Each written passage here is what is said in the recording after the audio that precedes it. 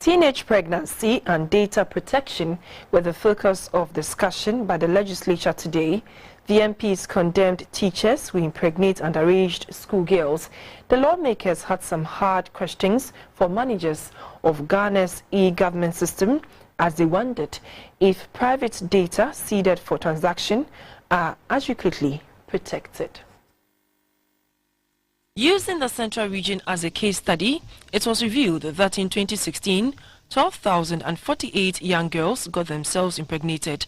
301 of them were put in the family way by their teachers. Teachers who are supposed to play the roles of parents in the schools, and are seen in our communities as role models, guardians and counselors are now the major perpetrators of these wrongdoings in various schools. Every now and then we buy new funeral cloths, white, red, black, you name the colors. And your daughter comes to you to get something small for pad. And you know how important sanitary pad is to a girl child. And you cannot give. In a way, you are telling your child to go outside and look for it. When you look at the professions of those who impregnated these children, primary school teachers were 301. Tertiary school teachers, there were 48. Small-scale farmers, there were 986. Large-scale farmers, there were 62. Fishermen, there were 295. Clerical officers, 1. Health workers, 1. Lawyers, 4.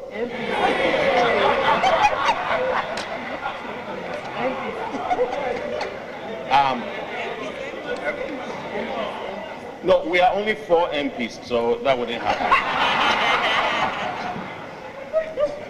Engineers, 11. Drivers, 676.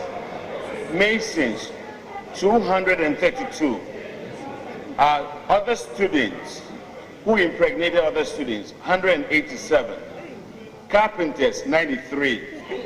Traders, 173. Motorbike riders, 35. Galamsey workers, 397. It is pleasant to note that the Ghana Education Service has policies regarding these matters, to the extent that a teacher is not allowed to date a student in the school because there is a subordinate relationship. And in that case, it is an exploitation of that child. Commending government's e-government initiative, the Member of Parliament for Jabing, Amapoma Boating, expressed concern about the management of personal data and called for the encryption of all vital information.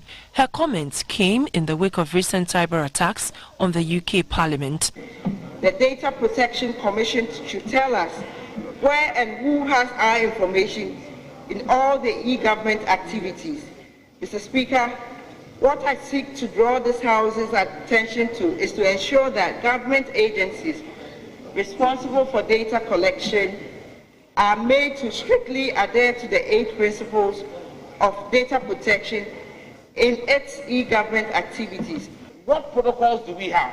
Do we have a working cyber security protocol document for the nation, for our national grid, for the Flagstaff House, for Parliament? These are questions that we need to answer.